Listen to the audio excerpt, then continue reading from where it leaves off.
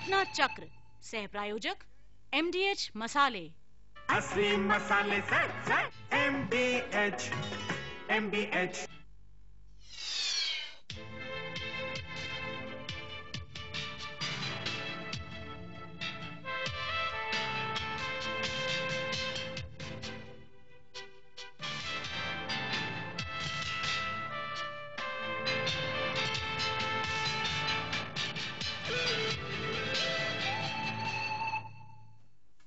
नमस्कार, घटना चक्र में आप सबका स्वागत है। भारत और पाकिस्तान की दोस्ती का नक्शा तैयार है, ये कहना है हमारे विदेश मंत्री यशवंत सिन्हा का। लेकिन मुफ्ती मोहम्मद सईद, जो कि जम्मू कश्मीर के मुख्यमंत्री हैं, उन्होंने कहा है, एक बहुत इंपॉर्टेंट बात की है कि जम्मू कश्मीर और पाकिस्तान के बीच में जो सीमा है वो खोल देनी चाहिए ताकि लोगों का आवागमन हो और हालात नॉर्मल हो। आज भारत पाक वार्ता के इस नए दौर में, जो कि हमारा प्रोग्राम कई दिनों से चल रहा है, जम्मू कश्मीर स्पेसिफिक बात करेंगे कि जम्मू कश्मीर के मद्देनजर ये जो वार्ता होने जा रही है ये कितनी महत्वपूर्ण है, और जम्मू कश्मीर के बिना और जम्मू कश्मीर को मिला करके दोनों तरह से, क्योंकि दोनों तरह के पक्ष आए हैं, कि एक जो विचार आया है वो ये कह रहा है कि इस वार्ता के नए दौर में एक मुद्दा ये भी हो सकता है जम्मू कश्मीर को और LOC को ठंडे बस्ते में रख दिया जाए और बातचीत आगे बढ़ाई जाए। दूसरा एक विचार ये भी है कि सबसे पहले जम्मू कश्मीर और LOC के बारे में बात की जाए, बाकी मुद्दों पर तो बात होती ही रहेगी। बहरहाल जम्मू कश्मीर में क्या स्थिति है और जम्मू कश्मीर के मुख्यमंत्री का क्या मानना है और वहां से क्या विचार उभर करके आ रहे हैं, इन सब बातों को हम लोग विश्लेषण करेंगे अपने मेहमानों के साथ। हमारे बीच में मेहमान हैं, जावेद नकवी साहब हैं जो कि वरिष्ठ पत्रकार हैं, पाकिस्तान के डॉन अखबार में लिखते हैं, और हमारे बीच में भरत वर्मा हैं जो कि इंडियन डिफेंस रिव्यू के संपादक हैं, और हमारे बीच में मकबूल काजमी साहब हैं जो कि संपादक हैं तस्कीन अखबार के, जो कि जम्मू कश्मीर का बड़ा अखबार है, और सदस्य हैं मानव अधिकार आयोग के जम्मू कश्मीर के। काजमी साहब, जावेद साहब और भरत वर्मा जी, आप तीनों का हमारे इस कार्यक्रम में स्वागत है। और प्रोग्राम की शुरुआत जो है हम काजमी साहब से शुरू करेंगे। काजमी साहब अभी वहाँ से लौट के आए हैं जेनेवा से, और मानवाधिकार सदस्य होने के नाते। काजमी साहब, आप ये बताएं कि जो आपके मुख्यमंत्री आपके प्रदेश के मुफ्ती साहब ने जो ये आह्वान किया है लाल कृष्ण आडवाणी से मिलकर कि सब दोनों तरफ के बॉर्डर खोल देने चाहिए, अब हम अपनी तरफ से खोल दें, पाकिस्तान खोले नहीं खोले वो तो पाकिस्तान पर डिपेंड करता है। बहरहाल ये जो विचार आया है ये कितना मुफीद है वहाँ के आवाम के लिए और पूरे देश के लिए? देखिए, मुफ्ती साहब ने बहैसियत चीफ मिनिस्टर जो ये राय रखी है कि जिस तरह राजस्थान में बॉर्डर खुले हैं या पंजाब में अटारनी है या वाघा है, इसी तरह के अगर जम्मू कश्मीर में जिस तरह पहले भी 88 में 87 में भी ये चर्चा हुआ था कि उड़ी का बॉर्डर खोला जाए या पुंछ से खोला जाए, इसमें हर्ज कोई नहीं है, क्योंकि आप देखें कि जम्मू कश्मीर के लोग जो हैं वो डिवाइडेड हैं। अगर खावंद आज़ाद कश्मीर में है तो बीवी जो है उसकी कश्मीर में है, या ना हमारे इस इलाके में है, लड़का वहाँ है, लड़की यहाँ है, मतलब इसमें मगर देखना ये है कि गवर्नमेंट ऑफ इंडिया इस सिमत कैसे एक स्टेप लेती है। नहीं, मुफ्ती साहब का कहना जो है वो ये ठीक है, मुफ्ती साहब का कहना भी ठीक है, मगर देखना है कि हमारी गवर्नमेंट ऑफ इंडिया जिस तरह के इनको कितना एतमाद है उस मुल्क पर जो कि 14 साल से मुतवातर हमारे वहाँ। नहीं, एक सवाल ये भी खड़ा होता है ना, आप बॉर्डर तो खोल दें, जब बिना बॉर्डर खोले आतंकवादी आ रहे हैं, और जब बॉर्डर खुल जाएगा तो वो फिल्ट्रेशन जब बिना अब उसके नहीं हो रहा है तो उस फिल्ट्रेशन को रोकेंगे कैसे आप? वही तो सबसे बड़ी चीज़ है कि जिस तरह के आप देखें कि पिछले 5-8 महीने हमारी फोर्सेस जो हैं बॉर्डर पर रही, जंग का माहौल रहा, नुकसान हुआ, काफ़ी अमवात हमारे इस हिस्से में भी हुई, जम्मू कश्मीर के हिस्से में भी, और उस साइड में भी लोग मरे, इधर भी मरे। मुद्दा ये कि आनन फानन ये जो चेंज आई है अटल जी के कश्मीर जाने से, और वहाँ पर यकदम ये कहना कि हम समझौता कर रहे हैं, मैं ये कहता हूँ समझौते की बात बड़ी अच्छी है, पाकिस्तान को ये समझना चाहिए कि ऐसा मौका उसे फराहम नहीं होगा, मगर हमारी तरफ से भी कम से कम उनको पूरा एतमाद होना चाहिए कि 14 साल से जब ये बगैर रास्ते खोले हुए इतने लोग जो है जाने गवा बैठे हैं, तो अगर बॉर्डर जल्द खोला जाए या बगैर किसी सोचो विचार के या बगैर किसी माहिदे के खोला जाए तो मिलिटेंसी रुक सकती है या नहीं, ये तो गवर्नमेंट ऑफ इंडिया पर है। जी जावेद, आप बताएं कि आपको पहले बॉर्डर पे ही बात करेंगे, बॉर्डर स्पेसिफिक इस बातचीत के दौर में, क्योंकि बॉर्डर जो मुफ्ती मोहम्मद सईद मुख्यमंत्री हैं और उन्होंने जो बात इनिशिएट की है तो कुछ सोच समझ के की होगी जी,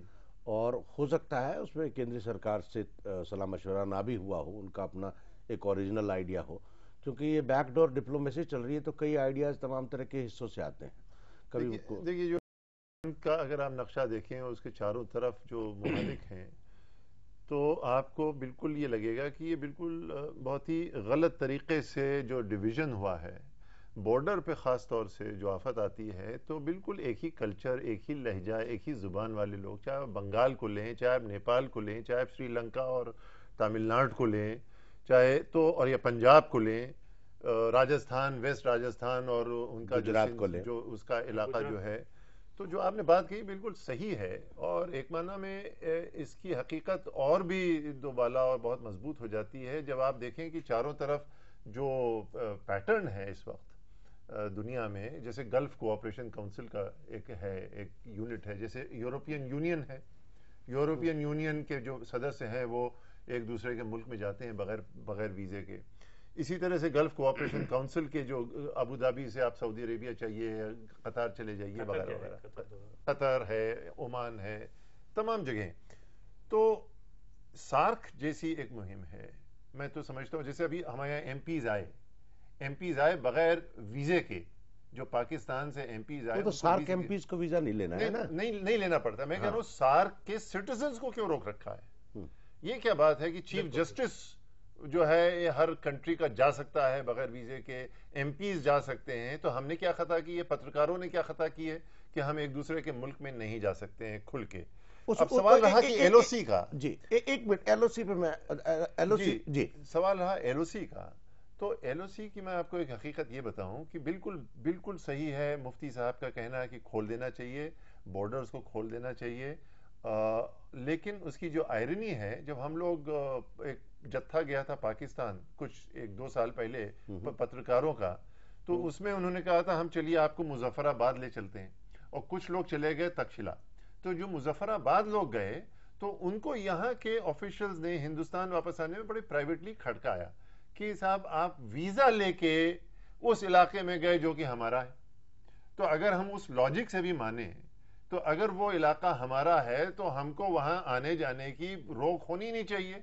तो उसी हिसाब से एलओसी को मेरा ख्याल है खोल देना चाहिए। मेरा नहीं है, एक वांचू साहब थे वहां पे जिनका कत्ल हो गया, वांचू ह्यूमन राइट्स एक्टिविस्ट थे, और उन्होंने वहां की अदालत में एक बहुत ही नायाब, बहुत ही दिलचस्प मुकदमा लगाया था। उनका था 1947 के हिसाब से, हमारी आज़ादी के और कॉन्स्टिट्यूशन के हिसाब से, जो आज़ाद कश्मीर या पीओके जिसको हम कहते हैं और जम्मू एंड कश्मीर जिसको हम कहते हैं, वो एक इलाका है, वो हिंदुस्तान का इलाका है, लिहाजा हमको फ्रीडम ऑफ मूवमेंट हमारे मुल्क में होनी चाहिए, ये बेचारा कहता था, उसको मार दिया गया। तो मैं समझता हूँ कि एलओसी को खोल देना चाहिए, लोग जो वहां बटे हुए हैं उनको उनके आमद रफ्त होनी चाहिए, बल्कि हिंदुस्तान और पाकिस्तान और बांग्लादेश और तमाम नेपाल के लोगों को एक दूसरे के मुल्कों में जाने की खुली छूट होनी चाहिए। भारत सेना के दृष्टिकोण से आप बताएं। हाँ, मैं उसी पहली बात यह है कि जो मुफ्ती मोहम्मद सईद काम कर रहे हैं इस समय, वो एक बहुत बढ़िया काम कर रहे हैं कश्मीर में शांति बहाल करने के लिए, उसमें कोई शक नहीं है। पर यह कहना कि मुफ्ती मोहम्मद सईद जो भी सुबह उठ के बोल देते हैं वो लाजमी हो जाता है, उसको रणनीति के तहत बिना सोचे समझे, वो गलत हो जाता है। क्योंकि हिंदुस्तान की जो प्रॉब्लम रही है 47 से आज तक, वो रही है जज्बातों की, और जज्बात में रणनीति चलती नहीं है। आज की तारीख में मिलिट्री डोमिनेट कर रही है कश्मीर के अंदर, जिससे आतंकवाद को दबा के रखा जाए। इन्फिल्ट्रेशन जारी है, और इन्फिल्ट्रेशन को रोकने का कोई 100% तरीका नहीं है जब तक पाकिस्तान अपना हाथ आगे बढ़ा के घुसपैठ बंद नहीं करता। पाकिस्तान कर सकता है, इंडिया 100% नहीं कर सकता है, क्योंकि एलिमेंट ऑफ सरप्राइज हरदम आतंकवादी के पास है और वो टेरेन ऐसा है कि उसमें नामुमकिन है। जज्बात जो जावेद कह रहे हैं और काज़मी साहब कह रहे हैं, जज्बात में अगर मैं जाता हूं तो मैं कहूंगा बिल्कुल खुला होना चाहिए, बांग्लादेश भी खुला होना चाहिए और आदान प्रदान होना चाहिए, लोगों का आवागमन होना चाहिए। लेकिन वो सबसे पहले समझौते के होने के बाद कि घुसपैठ बंद हो जाएगी, इंटरनल इंटरफेरेंस हमारी टेरिटरी में बंद हो जाएगा और बाहर से कोई export of terrorism as a foreign policy tool इस्तेमाल नहीं होगा। उसके बाद, क्योंकि जब से ये शांति का पैगाम हमारे प्रधानमंत्री ने भेजा है, उसके हर रोज बाद आतंकवादियों से मुठभेड़ हो रही है और रोज इनोसेंट लोगों की जानें जा रही हैं। तो जब तक ये रुकेगा नहीं तो ये समझौता होगा कैसे? और समझौता होने के पहले अगर आपने बॉर्डर्स खोल दिए तो जो जहर घुल रहा है बाहर से वो तो बढ़ता रहेगा। तो आप जो मुफ्ती मोहम्मद सईद कोशिश कर रहे हैं, और उनकी बेटी को किडनैप जब किया था उन्होंने छुड़वा लिया था, आज वो कोशिश कर रहे हैं कि ये चीज आगे से किसी के लिए भी ना हो। और तो वो बहाल तभी कर सकते हैं जब पाकिस्तान के साथ दो चीजों पर बहुत क्लियर समझौता हो कि वो हिंदुस्तान के अंदरूनी मामले में कभी इंटरफेरेंस नहीं करेगा, जो उसके लिए बड़ा मुश्किल दिख रहा है। उनके अपने इंटरनल कॉन्ट्रडिक्शंस हैं, उनकी मिलिट्री की डोमिनेटिंग पोजीशन है, मिलिट्री उनकी पूरी प्रॉब्ली बर्बाद हो जाएगी अगर वो हिंदुस्तान को हेट नहीं करेंगे या उन बजट उस मुद्दे पे आते हैं कई इसमें। तो मैं सहमत नहीं हूं कि एलओसी खोला जाए जब तक समझौता नहीं हो जाए। जी बिल्कुल, ये थोड़ा सा आपने साउथ ब्लॉक का मूड बताया, हम लोग साउथ ब्लॉक का मूड भी लगता है ऐसे ही है। लेकिन मुफ्ती मोहम्मद सईद साहब ने क्या कहा है वो सुने हम पहले। नियंत्रण रेखा को नरम बनाया जाना दोनों देशों के बीच विश्वास कायम करने का सबसे बड़ा उपाय साबित होगा। जब राजस्थान में प्रवेश स्थलों को खोला जाना सिंधियों को आने देने के लिए सुविधा माना जा सकता है, तो कश्मीर के विभाजित परिवारों को ऐसी सुविधा मुहैया कराने में क्या हर्ज है? दोनों देशों के बीच बातचीत की इस नई पहल से राज्य के लोगों के मन में काफी उम्मीदें हैं। पिछले 13 साल से खून खराबे का सामना करते आए लोगों को लगता है कि इस पहल से हिंसा का दौर थमने की संभावना बढ़ेगी। बॉर्डर खुलने पे क्या होगा और बॉर्डर खुलने का मतलब क्या है, इसका पूरा विश्लेषण करेंगे हम एक छोटे से ब्रेक के बाद। लौट करके आएंगे घटना चक्र में छोटे से ब्रेक के बाद।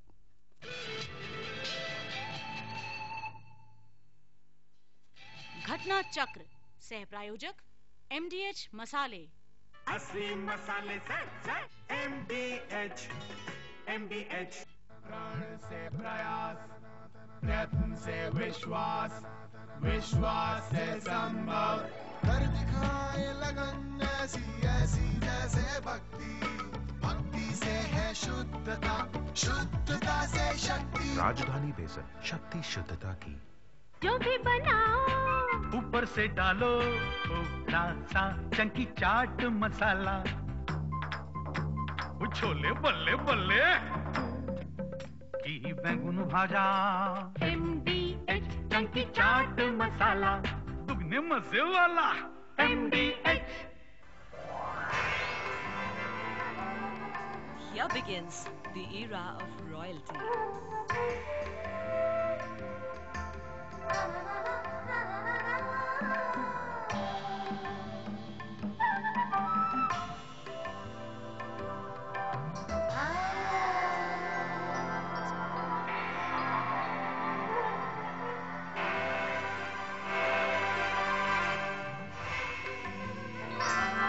For designer clothing, of course. PP Design Estate from the House of PP Jewelers. चाहे गगन चूमती हो ऊंचाइयां, चाहे भरनी हो गहराइयां, देश का आधार निर्माण और उन्नति, क्योंकि साथ है कामधेनु सरिया TMT, संपूर्ण सुरक्षा की गारंटी। धूप में जाना है पर यूवी रेस से त्वचा झुलस सकती है, लेकिन अब आप जा सकते हैं क्योंकि आयुष सनस्क्रीन लोशन त्वचा को दे पोषण, गोरापन और सुरक्षा धूप से। अब धूप से क्या डरना?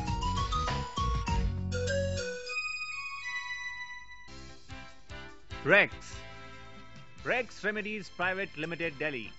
A trusted name in the world of Unani and Ayurvedic medicine. Quality with commitment.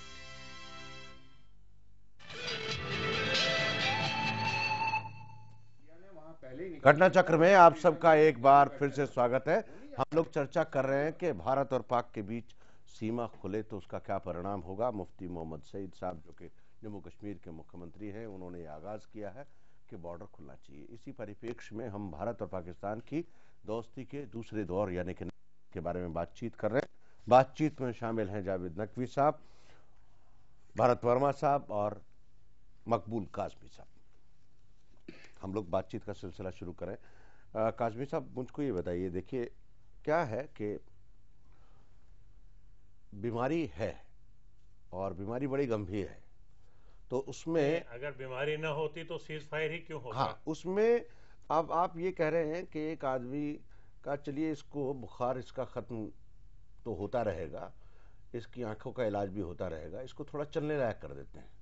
लेकिन जब चलने लायक होगा आदमी तो वो गिरेगा, क्योंकि उसका पूरा इलाज तो हुआ नहीं, उसको आंखों से कम दिखता है, बुखार है। मैं उस कॉमन लैंग्वेज में इसलिए बता रहा हूँ। बॉर्डर खुलना आपको लगता है, जो भरत वर्मा ने कहा, हो सकता है भरत वर्मा जी जो कह रहे हैं ठीक है मिलिट्री पॉइंट ऑफ व्यू से, लेकिन जब तक इस बीमारी को जो कि जड़ से नहीं खत्म किया जाता, तब तक आप मुतमईन नहीं हो सकते कि जो वहां से आतंकवाद चल रहा है उसमें वृद्धि नहीं होगी बॉर्डर खोलने के बाद, और लोगों को जो अमन और शांति या राहत मिलनी चाहिए वो मिलेगी। नहीं, मैं ये कह रहा हूँ कि एक चीज़ पर तो इंडिया जो है वो कामयाब हो गया कि पिछले कई डेकेड से ये एक शोर शराबा होता था इंटरनेशनल लेवल पर कि भाई जब भी कोई गवर्नमेंट जम्मू एंड कश्मीर में आती है वो थोपी जाती है बाय गवर्नमेंट ऑफ इंडिया। इस दफ़ा ये हुआ कि कम से कम free fair and transparent election हुए, अवाम के चुने हुए नुमाइंदे हमारे पास आए हैं, उनमें से मुफ्ती साहब भी हैं। तो मुफ्ती साहब का ये कहना जो है, वो गृह मंत्री भी रहे हैं, टूरिज्म मिनिस्टर भी रहे हैं और कांग्रेस के पुराने मतलब गिने चुने लीडरों में से एक सीनियर लीडर हैं। अगर उन्होंने ये कहा है, कुछ सोच समझ कर ही कहा होगा, तो मगर इस चीज को मद्देनजर रख कर के गवर्नमेंट ऑफ इंडिया पहले इसकी बुनियाद को पकड़े। बुनियाद मीन्स पाकिस्तान के साथ, हमसाया मुल्क के साथ बात करे, एक मुद्दा नहीं बाकी मुद्दों पर भी करके, तो फिर किसी नतीजे पर हम पहुंच सकते हैं। अगर इस वक्त ये जो इस वक्त शुरू हुआ है, इसमें मैं आपको बताऊं कि credit goes to Atal ji. नहीं, उसकी बात तो बिल्कुल ठीक है। मैं जावेद एक बात बताएं, जो एप्रीहेंशन भारत ने खड़े किए हैं पूरी दुनिया में, जहां जहां भी इंटरनेशनल बॉर्डर इस तरह के रहे, चाहे जर्मनी रहा हो या दूसरे, आप देखें फिलिस्तीन और इजराइल के बीच में जो बॉर्डर है, या पूरा अगर हम आप तो वहां रहे भी हैं, अरब देशों को देख लें तो जितने बॉर्डर जिस तरह से हैं, उसमें एक दूसरे से मोहब्बत ना रखना और बॉर्डर ना खोलना बड़ा अनफिजिबल है, अनप्रैक्टिकल है उन मुल्कों के लिए। जितने मुल्क हैं जी अरब में, वो सबका एक दूसरे के साथ कोई ना कहीं ना कहीं बॉर्डर डिस्प्यूट है जी। लिंक तो है, बॉर्डर है तो लिंक है, लेकिन बॉर्डर डिस्प्यूट भी है साथ में। लेकिन बावजूद इसके वो एक दूसरे के यहाँ आते जाते रहते हैं। लेकिन सवाल है आतंकवाद का, और आतंकवाद एक ऐसी शय है जो कि सिर्फ, अगर आप इसको कहते हैं कि सिर्फ क्रॉस बॉर्डर टेररिज्म है हिंदुस्तान में, तो गलत है मेरे ख्याल से। अगर आतंक की बात कर रहे हैं तो आतंक तो हिंदुस्तान में, पाकिस्तान में अपने अंदर भी है, और उसी तरह से हर मुल्क में है तकरीबन आज के ज़माने में। तो ये क्रॉस बॉर्डर टेररिज्म की डेफिनेशन जो आप ढूंढ रहे हैं, तो उस पर लोगों ने आपको मशवरा दिया है। देखिए, कुछ लोग आए पाकिस्तान से हमारे पास, एमपीज, उन्होंने एक बहुत खूबसूरत बात कही। उनका देखिए, जिन लोगों ने आपके पार्लियामेंट पे अटैक किया था, ये वही लोग थे जिन्होंने जाके कराची में फ्रेंच इंजीनियर्स जो कि सबमरीन बना रहे थे उनको मारा, और फिर ये उन्हीं लोगों ने प्रेसिडेंट मुशर्रफ को भी असैसिनेट करने की कोशिश की अप्रैल में। तो ये जो वो एक ही अगर जत्था है, तो ब्रिटिश हाई कमिश्नर का कल परसों इकोनॉमिक टाइम्स में एक इंटरव्यू भी था, उसमें उसने क्या कहा, उसने कहा ये कि terrorist will always try to subvert the peace talks, therefore there is an agenda जो कि ना मुशर्रफ साहब चला रहे हैं, ना वाजपेयी साहब चला रहे हैं, कोई एक तीसरी शय चला रही है। तो बेहतर ये होगा कि मुशर्रफ साहब और वाजपेयी साहब मिलके उस तीसरी चीज को आइसोलेट करके उसको फौज की जुबान में न्यूट्रलाइज करने की कोशिश करें, बजाय इसके कि वो डिफ्यूज करने की कोशिश करें। उनसे तवक्को रखें कि आपसे ये नहीं हो रहा है लेकिन आप करें, तब तक हम बात नहीं करेंगे। भाई ये तो वही लोग हैं जो आपको भी सता रहे हैं, उनको भी सता रहे हैं। अब पहले जो हालात थे 9/11 से पहले वो बदल चुके हैं, मेरा ये मानना है। जी, ग्लोबल चेंजेस आई हैं। पाकिस्तान का पूरा यू टर्न है जहां तक कश्मीर को लेके, मसले को लेके है, पूरे जितने भी उनके इंडिकेशंस आ रहे हैं इस वक्त। भारत, आप क्या कहेंगे?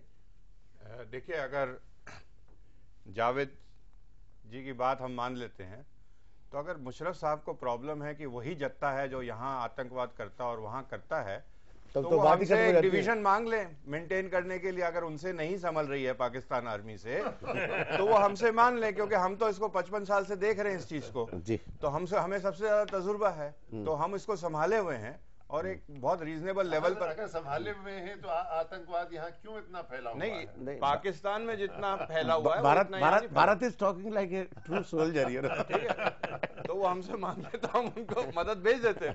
हमें क्यों ना कहा जाए कि प्रेसिडेंट मुशर्रफ के हाथ में खुद भी कुछ नहीं है, ऐसा नहीं, क्योंकि वहाँ नहीं, I don't agree with that.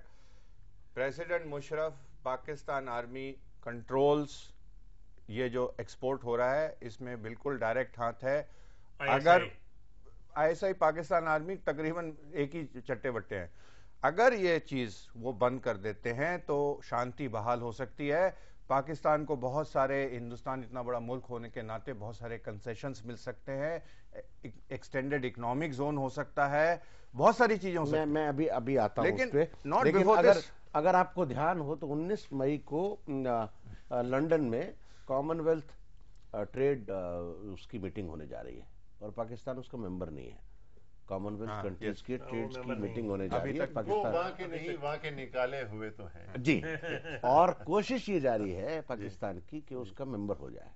तो ऐसा नहीं है कि पाकिस्तान की दिलचस्पी ट्रेड में नहीं है, क्योंकि जितने एमपीज आए, जावेद जो आपने कहा, उन एमपीज का एक सबसे बड़ा जो फोकस पॉइंट था, जो मैंने बातचीत अपनी शुरू में भी कहा कि कश्मीर और LOC बाद में देखते हैं, लेट्स टॉक ट्रेड बाकी, लेकिन उस पर हम लोग सहमत नहीं है। ट्रेड वाला इशू एक चीज अलग है।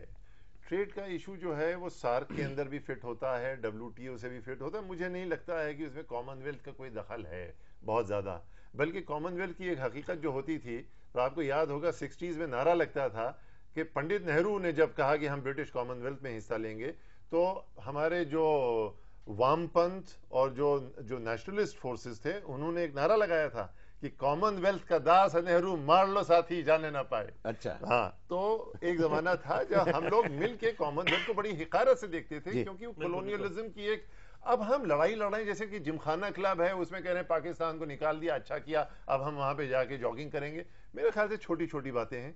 अगर मेंबर होना है तो उसको भी साथ में रखो, वहां जाके उसको डांटो डपटो या प्यार मोहब्बत की जो बातें करनी करो। ये बिला वजह की चीज है, क्योंकि हमने कबूल किया जनरल जियाउल हक को, एक फौजी को, एक मिलिट्री डिक्टेटर को। नॉन अलाइन मूवमेंट पे मिसेस गांधी ने यहाँ 1983 में बुलाया था, लेकिन हम उसको जनाब सार्क में हम नहीं करेंगे इसलिए कि वो मिलिट्री का डिक्टेटर हो गया, कू कर लिया। और सबसे पहले उसने जब प्रेसिडेंट की वर्दी पहनी तो हम ही ने कहा सलाम वालेकुम, अरे सुना है आप राष्ट्रपति हो गए। ये कहाँ गया? ये बिल्कुल मुझे लगता है कंफ्यूज फॉरेन पॉलिसी है और इसमें पीविशनेस बहुत ज्यादा है। जी, खैर बार कई मुद्दे मिला दिए आपने, मुद्दों का घालमेल कर दिया। मैं चलता हूँ अखबारों की दुनिया की ओर, जहाँ अखबारों ने कई चीजें लिखी है, उसको समझते हैं। उन्होंने बिजनेस रिकॉर्डर ने लिखा है, Kashmir issue is at the top of the agenda for talks as it is the gateway for peace in the region. Business recorder, the ball is now in Indian court. Baluchistan Post, Indian PM Atal Bihari Vajpayee said India would not mirror Pakistan's offer to dismantle its nuclear weapons, but hoped never to use them against its rival. Baluchistan Post में ही दूसरी बात लिखी है, he said we do not accept Pakistan's proposal as Pakistan's nuclear program is India specific. Daily Times, only talks can resolve Indo-Pak differences. Daily Times के कई coat हैं, लेकिन हम लोग चलते हैं फरंटरी पोस्ट की ओर, जिसमें Samjhauta express is ready to back on rail tracks. The nation, goodwill gifts are delivered through arbitrage. APP, Kashmir was one of the threats which endangered global security. Karachi.com, our job is to keep a congenial atmosphere mister Armitage. ये सब अखबारों की दुनिया की headlines हैं। Don की report में देखी, आज जो रिपोर्ट जावेद ने लिखी है वो डॉन पे है। तो हम लोग लौट करके आएंगे और चलेंगे एक छोटे से ब्रेक के, और ब्रेक के बाद लौट करके आएंगे और तबसरा करेंगे कि कई बातों पर हमारे विदेश मंत्री जा रहे हैं लंदन, और खास तौर से जो विदेश मंत्री यशवंत सिन्हा ने कहा है कि हमारा रोड मैप तैयार है, उस रोड मैप को भी जानने की कोशिश करेंगे कि वास्तव में विदेश मंत्रालय के पास क्या रोड मैप है। एक छोटे से ब्रेक के बाद।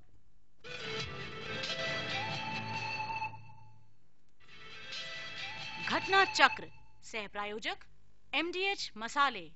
असली मसाले सच MDH मसाले सच MDH। धूप में जाना है पर यूवी रेस से त्वचा झुलस सकती है, लेकिन अब आप जा सकते हैं क्योंकि आयुष सनस्क्रीन लोशन त्वचा को दे पोषण, गोरापन और सुरक्षा धूप से। अब धूप से क्या डरना?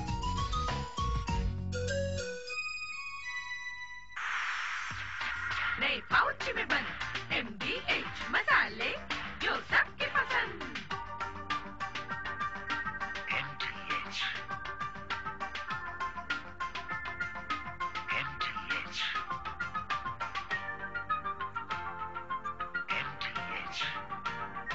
दाम वाजबी, क्वालिटी वही, एकदम सही। असली मसाले सच MDH। हल्दी मिर्च धनिया पाउच में। Rex Remedies Private Limited, Delhi, a trusted name in the world of Unani and Ayurvedic medicine. Quality with commitment.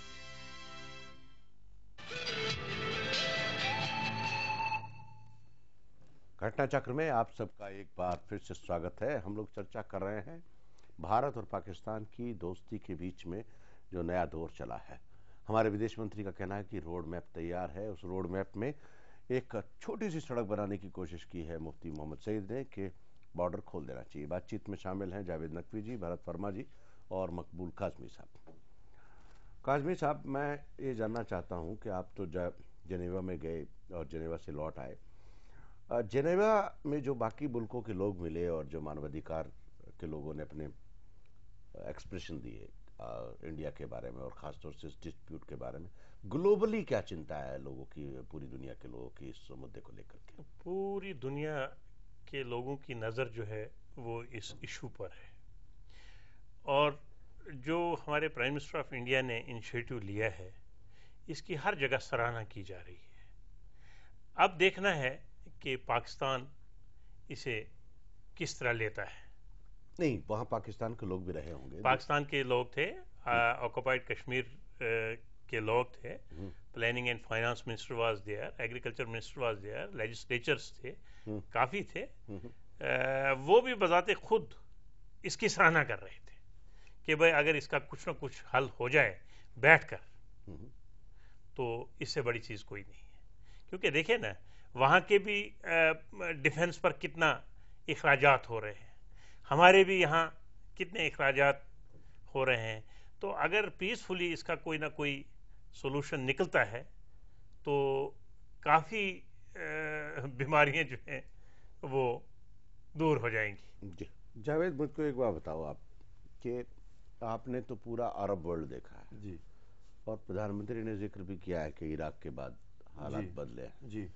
अगर हम इस पूरे रीजन को जियोपॉलिटिकल स्ट्रेटेजिक रीजन के रूप में देखें और हम देखें शुरू हो टर्की से और जो सड़क चलती है हिंदुस्तान तक आती है, पहले भी सड़क थी और अभी भी है सड़क, तो सड़क का क्या है, लेकिन इस पूरे रीजन में खासतौर से पाकिस्तान जो है एक ब्लॉक है।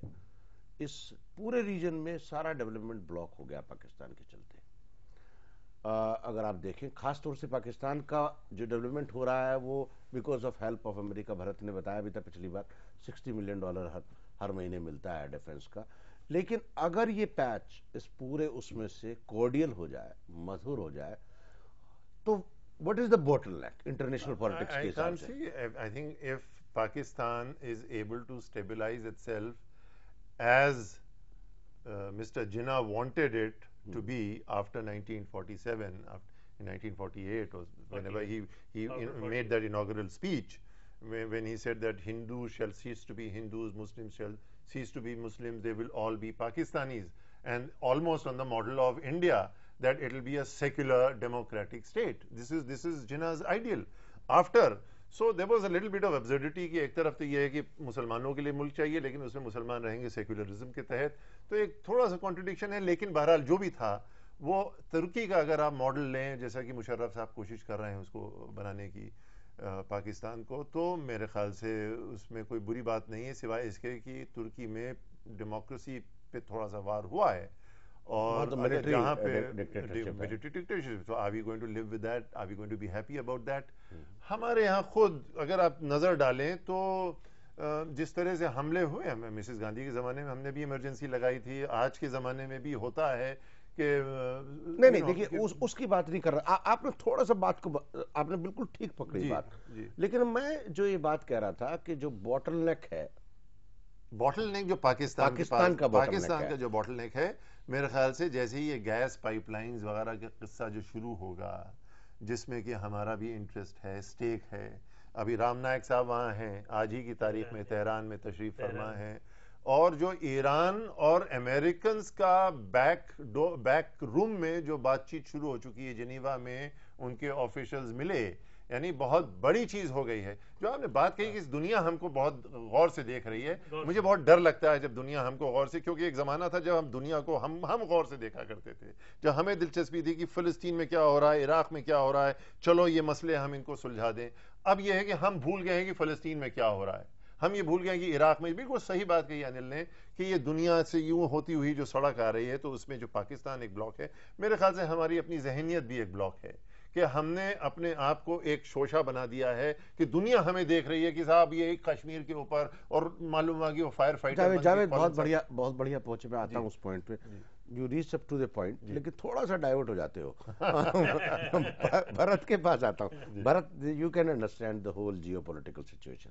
Only bottleneck in this whole area's progress, I am including Kazakhstan, Kyrgyzstan, Uzbekistan, Afghanistan, Iran. Afghanistan is not a bottleneck? No, Afghanistan is not a bottleneck. You sorted it out? No, we did not sort it out, but problem has been sorted out temporarily. Very temporary, very tenuous. Yes, but if you go to Iran, Turkey and all that region up to that Israel, but in this whole block, if you see, the Pakistan is the bottleneck for India. That may be beneficial for others. For India. तो you see कि पाकिस्तान नहीं चाहता कि वो bottleneck हटे. देखिए, Pakistan is rent a state, भाड़े का स्टेट है, मर्सनरी है, रेंटियर स्टेट है. अब उसको जहां से पैसे मिलते हैं, हाईएस्ट बिडर वो उसका ओके कर देता है. उसको दो जगह से मदद मिलती है और वो दोनों महाशक्ति हैं, अमेरिका और चाइना. अमेरिका का इंटरेस्ट पाकिस्तान में अपना बेस बना के सेंट्रल एशिया की तरफ बढ़ना है, क्योंकि पाकिस्तान का प्रोफेशनल आर्मी है और सेंट्रल एशिया में तेल भंडार है. वेस्ट एशिया के बाद वेस्ट एशिया, इराक वो पहुंचा हुआ है. तो अगर ये दो एरिया वो कंट्रोल कर लेता है और पाकिस्तान उसका बेस बन जाता है, क्योंकि Pakistan it can twist, because वो पैसे देता है. $60 मिलियन बेसिस का हर महीने मिल रहा है पाकिस्तान को रेंट यूज करने का. और पाकिस्तान की जो प्रोफेशनल आर्मी है वो अमेरिकन आर्मी को वहां बचा के रख सकती है, जो अफगानिस्तान में पॉसिबल नहीं है. तो वो सेंट्रल एशिया जाना चाहता है, वो नहीं चाहता है कि इंडिया का इन्फ्लुएंस स्वीप हो सेंट्रल एशिया में. एक जबकि सेंट्रल एशिया के जो देश हैं जो नए उभरे हैं, उनमें इंडिया के लिए बहुत दिलचस्पी है. जैसे इराक में लोग चाहते हैं कि इंडियंस वापस आए, कंपनीज लेके, प्राइवेट सेक्टर वहां पर रिकंस्ट्रक्शन करे. उसी तरह सेंट्रल एशिया में इंडिया की तरफ बहुत झुकाव है. नाउ दूसरी जो है चीन एशिया का सबसे बड़ा पावर है इस समय. उसके बाद इंडिया की अब शुरू हो रही है कि रेस कि हम चीन के पीछे चल रहे हैं धीरे धीरे. तो ये दो महाशक्तियां एशिया की जो बहुत बड़ी हो सकती हैं और 10 साल के अंदर ये सुपर पावर की रूपरेखा ले सकती हैं. तो आपके हिसाब से कहना ये हुआ कि Pakistan, even if it wants to come out from that bottleneck, but for to stop India's progress, they do not want to remove that bottleneck. पर अब एक उसमें नया मोड़ आ गया है. बिल्कुल सही है. एक इराक, अमेरिका ना चाहता. इराक के बाद और अमेरिका के यूनिलैटरलिज्म के कारण जो चीन को भी उतना ही बड़ा खतरा है जितना इंडिया को है और या किसी और देश को है, France. Nobody wants this unilateralism. बिल्कुल ठीक कहा, लेकिन काजमी साहब आपसे जो सवाल मुझे करना है, छोटा सा सवाल है। कल एक टेररिस्ट का मैं इंटरव्यू देख रहा था जिसने सरेंडर किया। उसने कहा साहब मुझको झूठे वादे किए और हमको ले गए और वहाँ कहा स्वर्ग आएगा, हुरे आएंगी, और ऐसा कुछ नहीं हुआ। हमारी पिटाई हुई तो और हमसे जो पैसे देने को कहा गया था वो नहीं हुआ और वापस आ गया। He was a Kashmiri boy, किसी चैनल ने दिखाया। मैं आपसे जो सवाल करना चाह रहा हूँ, एक इंप्रेशन पूरे देश में, मैं अपने देश से संबंधित बात कर रहा हूँ, पूरे देश में ये जाता है कि कश्मीर के लोग जब पीओके और पाकिस्तान से संबंध बढ़ाना चाहते हैं क्योंकि वो एक तो कास्ट, क्रीड, रेस, कल्चर के कारण बहुत ज्यादा वो है और उनको लगता है पाकिस्तान हमारा, हमसे, हिंदुस्तान से बेहतर दोस्त हो सकता है। ये फीलिंग क्यों है? नहीं, वो बात नहीं है। ये जो आपने कहा कि वो मिलिटेंट का खत है, वो मैंने भी पढ़ा है। अनएम्प्लॉयमेंट का एक बहुत बड़ा मसला है। वो आप यानी यहाँ जम्मू कश्मीर में देखें, अनएम्प्लॉयमेंट एक बड़ी यानी सर दर्द बनकर रहा। पढ़ाई ज़्यादा है लोग, तो अनएम्प्लॉयड लोगों को ना वो ख़राब करके उनको रास्ते से भटका कर वो पाकिस्तान ले गए, ऑक्युपाइड, क्योंकि वहाँ कैंप्स थे वगैरह। तो मैं ये कहता हूँ कि उसमें इन बच्चों का कोई भी कसूर नहीं है। कसूर है जो वहाँ पर गवर्नमेंटें रही इससे कबल, मुफ्ती साहब की गवर्नमेंट से कबल, जो भी हमारी मुफ्ती साहब ने कल जिक्र किया है बेरोजगारी को जी, वो प्रॉपरली टैकल नहीं कर सकी। अगर प्रॉपरली टैकल किया जाता तो ये वक्त नहीं देखना पड़ता जी, क्योंकि आर्मी में जम्मू कश्मीर के लोगों को कम वो मिला हिस्सा, बॉर्डर सिक्योरिटी में नहीं लिया गया। सीआरपी, आईटीबीपी, एसएसबी, काफ़ी जमातें थी जो कि मुफ्ती साहब ने आने के बाद कहा भाई इनको बटालियंस को रेज करो वगैरह। ये सबसे जो है कि वहाँ पर वो अनएम्प्लॉयमेंट का जो मसला था उसकी वजह से लोग जो थे बेकार थे, उनको कहा गया कि आपको भाई ये करेंगे वो करेंगे, इस तरह आज़ादी के नाम पर या जहाद के नाम पर उनको ले गए। और वो बिल्कुल बाकी लोग जो हैं ये पूरा अमन तरीके से रहना चाहते हैं। अगर इसका कोई सोल्यूशन होता है खुलूस से, प्यार से, टेबल पर, हर बात जो है अनिल जी यानी टेबल टॉक पर ही ख़त्म होती है जी। तो ये दोनों मुल्कों का अगर वो भी दिल की गहराइयों से, साफ दिली से टेबल पर बात करे और बात खुलकर हो तो इसका मुकाबला नहीं जी। एक point I want to add जी, जो काजिम जी कह रहे हैं बिल्कुल सही कह रहे हैं। अगर ये 1965 तक की लड़ाई बिल्कुल हर Kashmiri was totally with New Delhi, ठीक है, कश्मीर में अगर डेवलपमेंट होती तो $1.5 बिलियन एनुअल इनकम इंडिया को मिलती टूरिज्म की। और ये हमारी कमी है क्योंकि हम दूसरों की कमी तो देख रहे हैं। हाँ बिल्कुल, हमारी बहुत बड़ी कमी है कि हमने कश्मीर को डेवलप नहीं किया है। It should be the top tourist spot of the country. अगर हम ये रोजगार वहां देते और करते तो ये बिल्कुल सही कह रहे हैं कि ये सोशल टेम्परेचर्स बहुत नीचे होते। जब अनएम्प्लॉयमेंट बढ़ती है तो आतंकवाद एक उसका एस्पेक्ट है जो उसको बढ़ाता है। दैट गेट्स द फूड, फिर उसमें मजहब और दूसरी चीजें आ जाती हैं। ये गवर्नमेंट ऑफ इंडिया और कश्मीर की सरकारों की गलती है, पर ये सिर्फ कश्मीर में नहीं हुआ है, ये बिहार में भी हुआ है, ये उड़ीसा में भी हुआ है। ये हमारी इंटरनल गवर्नेंस एक बहुत कमजोर क्वालिटी है जिसके कारण ये देश 1000 साल गुलामी में रहा। बाहर नहीं, पहले गवर्नमेंट ऑफ इंडिया की भी कोई वाज़िह पॉलिसी जो है कश्मीर के लिए नहीं सही है। भारत ने जो बात कही है कि एलिनेशन जो है 65 के बाद वहाँ का, मैं उसको जो आपने कहा था कि ये सिर्फ कश्मीर का नहीं है, देश का मसला है, बिल्कुल 100% मैं इनसे मुत्तफिक हूँ। क्योंकि जब कौमी एकजहती होगी, जब एक मुल्क अपने आप को मजबूती महसूस करेगा, मजबूती अंदर से, तो उसको कोई माइका लाल ऐसा नहीं है दुनिया में जो कि उसको सता पाए या उसके अंदर मदाखलत कर सके। मसला आता है जबकि हम जब बात करते हैं फर्ज कीजिए हॉट परसूट की। चीन ने कहा हॉट परसूट, तो वो जाके फाट पड़ा वियतनाम के ऊपर हॉट परसूट। हम जब हॉट परसूट की बात करते हैं, 1984 में एक आतंकवाद हुआ, गोधरा में एक आतंकवाद हुआ, तो हॉट परसूट अपने ही लोगों के ऊपर कर दिया जाके। हॉट परसूट के माने जो हैं अपने ही ऊपर नजला उतार लिया, बजाय इसके कि जाके ढूंढो कि ये लोग हैं कौन। नहीं, जावेद मुद्दे से बदल रहे हैं हम लोग। मैं लौट करके आता हूँ, छोटे से ब्रेक के बाद लौट करके आऊँगा और बातचीत के आखिरी चरण में रोड मैप की बात करेंगे, जो कि हमारे वित्त मंत्री विदेश मंत्री यशवंत सिन्हा ने कहा है कि रोड मैप तैयार है। वो जानने की कोशिश करेंगे कि क्या संभावित रोड मैप हो सकता है एक छोटे से ब्रेक के बाद।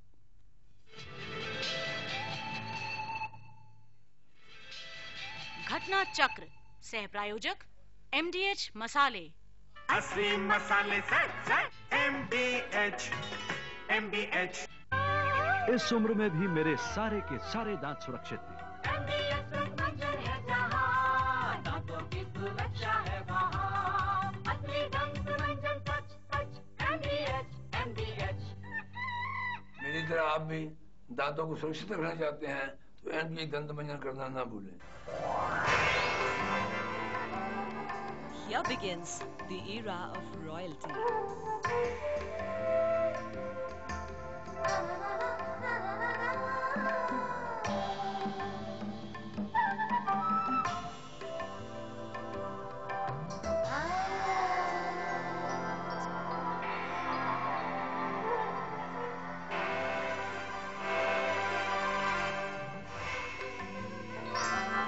For designer clothing, of course. PP Design Estate from the house of PP Jewelers.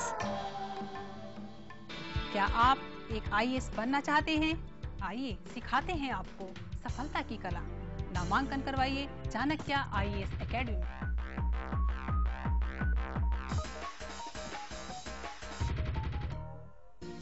धूप में जाना है पर यूवी रेस से त्वचा झुलस सकती है, लेकिन अब आप जा सकते हैं क्योंकि आयुष सनस्क्रीन लोशन त्वचा को दे पोषण, गोरापन और सुरक्षा धूप से।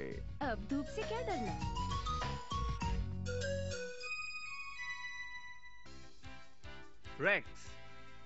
Rex Remedies Private Limited, Delhi.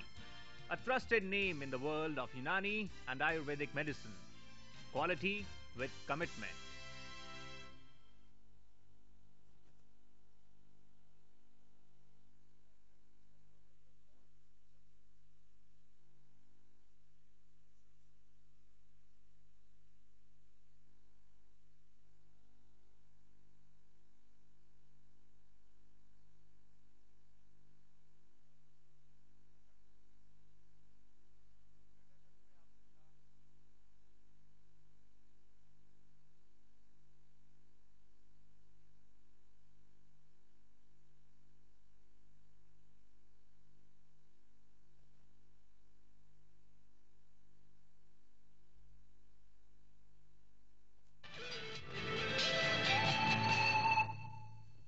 घटना चक्र में आप सबका एक बार फिर से स्वागत है। हम लोग चर्चा कर रहे हैं भारत और पाकिस्तान की दोस्ती के नए दौर के बारे में और ये जानने की कोशिश कर रहे हैं। पहली बार हमारे विदेश मंत्री ने कहा है कि रोड मैप तैयार है और बैकडोर से राजनीति हो रही है पिछवाड़े से, और पिछवाड़े की राजनीति कूटनीति क्या रंग लेकर के आएगी, क्या रोड मैप पर चलेंगे या नहीं चलेंगे, ये बात जानने की कोशिश में है हम लोग। हमारे साथ जावेद नकवी जी हैं, भारत वर्मा जी हैं और मकबूल काजमी साहब हैं।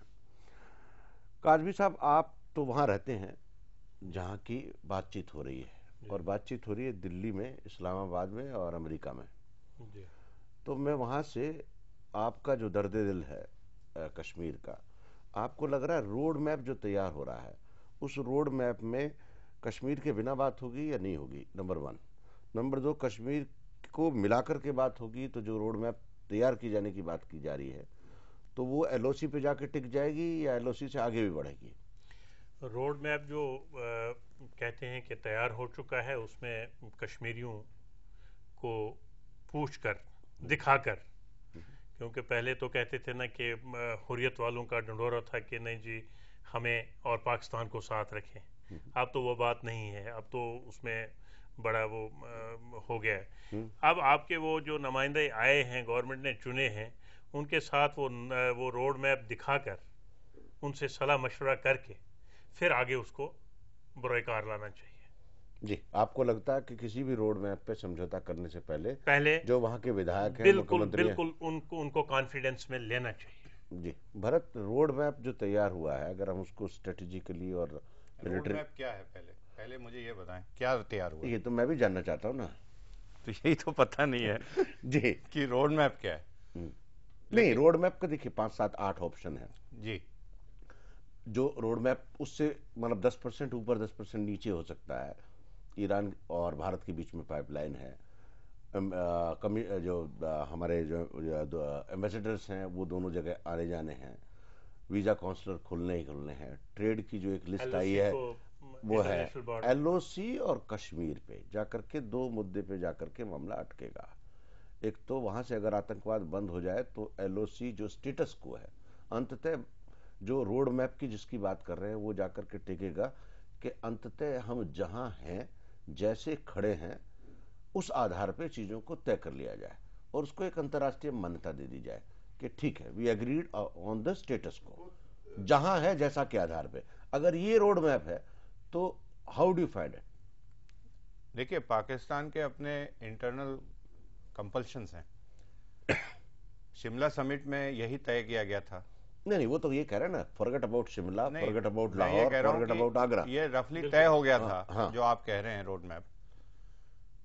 तो उस रोड मैप में कोई ऐसी चीज नहीं है जो पाकिस्तान के लिए खतरनाक है या हमारे लिए खतरनाक है। लेकिन पाकिस्तान के जो इंटरनल कॉन्ट्रडिक्शंस हैं उसको, उस देश को चलाती है मिलिट्री वहां की। अब जमाली साहब जो मर्जी कहें, वो मिलिट्री के बिना पूछे और मुशर्रफ साहब के बिना पूछे वो आगे नहीं बढ़ सकते। तो मुशर्रफ साहब को और उनकी मिलिट्री को ये तय करना पड़ेगा कि क्या अब समय आ गया है। हमारे लिए तो समय, प्राइम मिनिस्टर ने फिर अपनी तरफ से शांति के लिए पैगाम भेजा है, तो उन्होंने तो नहीं भेजा है, तो अब उनको डिसाइड करना है कि ये समय आया है कि नहीं आया। हमारे लिए तो हर रोज समय है कि शांति हो जाए, क्योंकि हिंदुस्तान एक देश है जिसकी टेरिटोरियल एम्बिशंस कभी नहीं रही हैं फॉरेन पॉलिसी में, कभी। और वो अब 21वीं सदी में इराक होने के बाद ये पॉलिसी बहुत कामयाब होगी हिंदुस्तान की, और ये इससे हिंदुस्तान आगे बढ़ेगा कि टेरिटोरियल एम्बिशंस कोई नहीं है हमारी। तो अगर वो तय कर ले मुशर्रफ साहब कि उनके जो जिहादी ग्रुप हैं जो ये कह रहे हैं कि उनके जत्थे संभल नहीं रहे हैं, वो यहां भी करते हैं वहां भी करते हैं, तो उसमें हम उनकी पीस कीपिंग में मदद देने को तैयार हैं। लेकिन पहले वो तय करें कि क्या उनकी मिलिट्री को ये मंजूर है और can he push it down their throat. अगर वो कर लेते हैं तो पीस तो कल हो सकती है। जावेद, आप क्या कहेंगे? एक तो ये कि मेरा ख्याल है पाकिस्तान को ज़रूरत से ज़्यादा, एक तरफ तो आप ये कह रहे हैं कि वो किराए का भाड़े का टट्टू है कि वो कभी अमेरिका से पैसे लेता है, कभी चीन से पैसे लेता है, उसकी अपनी कोई हकीकत ही नहीं है। तो या तो आप इस बात को, इस असम्पशन को मान के चलिए, जो कि बिल्कुल सही भी हो सकता है, क्योंकि जिस तरह से हमको घेरा गया है श्रीलंका, नेपाल और बांग्लादेश और पाकिस्तान, उसमें चीन और अमेरिका के ही हाथ दिखाई देते हैं आमतौर से, दोनों के हाथ दिखाई देते हैं, बिल्कुल फिंगरप्रिंट्स हैं। तो अगर आप ये मान के चलते हैं तो फिर आप ये सोचिए कि कोई ऐसी चीज हुई होगी जिसमें कि शायद पाकिस्तान को आप इल्जाम दे रहे हैं कि वो कट्टरवादी है और रोड ब्लॉक है वगैरह वगैरह सब माना। किसने कहा था 1972 के बाद? कौन था हमारा मुनहरिफ? कौन था जिसने शह दिया कि भाई कश्मीर को वरगलाए रखो? पाकिस्तान का क्या अपना बूता था? या वो, अगर आप बात मानते हैं तो नहीं था, तो अमेरिकन ने वहां पे अंडों से पैदा किया, बिल्कुल हैचरीज बना बना के वहां पे मुजाहिदीन को पैदा किया गया है। ज़ियाउल हक के जमाने मदरसे खोले। हम बिल्कुल भूल गए हैं कि सबसे जो बड़ा नुकसान पहुंचाया है वो अमेरिकन ने पहुंचाया, जिनके कि आज हम पीछे पीछे चल रहे हैं। हुजूर जावेद, बीती ताहे बितार दे और आगे की नहीं, मैं आगे की बात कर रहा हूं। तो मैं रोड मैप की बात कर रहा हूं। रोड मैप वही है हुजूर जो अमेरिकन डिक्टेट कर रहे हैं इस वक्त। उन्होंने उस वक्त चाहा था कि वहां पे मुजाहिदीन आ जाए। Why you blame American? American ने तो कल कहा कि भाई आप जाने, यू आर द जज। अमेरिकन ने ये कहा कल, जो उन्होंने कहा कि ये आपका अपना मामला है, अंदरूनी मसला है। बिला वजह के कह चले के हमने मान लिया। पहले तो आपने मुशर्रफ को वहां बिठाया, पहले आपने वहां ज़ियाउल हक को बिठाया, पहले वहां पे सारी राजनीति आपने कराई, आप कह रहे हैं, हम आपकी बात मान के चल रहे हैं कि वो किराए के टट्टू हैं, पूरी राजनीति जो है अमेरिकन के अंकुश में इस वक्त, और दूसरी तरफ आप ये कह रहे हैं कि नहीं साहब ऐसा नहीं वैसा। तो दो तय कर लीजिए कि हकीकत क्या है। या तो ये है कि जो लोग आए थे वहां पे आपसे जावेद, मेरा समय खत्म हो रहा है, मैं तो आपसे एक बात पूछ रहा हूँ, क्योंकि आप पाकिस्तान के अखबार में लिखते भी हैं और आपको कुछ ना कुछ खबर रहती है, तो रोड मैप जो है, उस रोड मैप पे एग्रीमेंट हो रहा है नहीं हो रहा है? रोड मैप तो बिल्कुल वाजे है। रोड मैप में यह है कि भाई ऑफिशियल लेवल टॉक शुरू होंगी, उसके बाद जाहिर सी बात है आतंकवाद पे डिस्कशन होगा, जो हमारे दर्द सर है उस पर डिस्कशन होगा, उसके बगैर आगे बात बनती नहीं है। लेकिन दूसरी तरफ यह भी मान के चलना पड़ेगा कि ये वो एक आतंकवाद है जिससे वो भी खुद आतंकित है। चलिए जावेद साहब, बहुत बहुत शुक्रिया, क्योंकि ये विषय बहुत लंबा है और हरी कथा अनंता है, दोनों देशों की दोस्ती का मसला। भरत जी आपका धन्यवाद, और मकबूल साहब आपका भी बहुत बहुत शुक्रिया।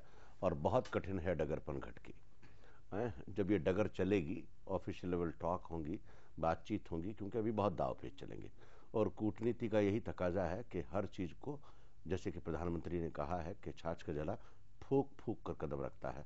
देखते हैं फूक फूक के कैसे कदम रखे जाएंगे, और जैसे ही वो चलेंगे हम भी उसका तबसरा करेंगे, विश्लेषण करेंगे।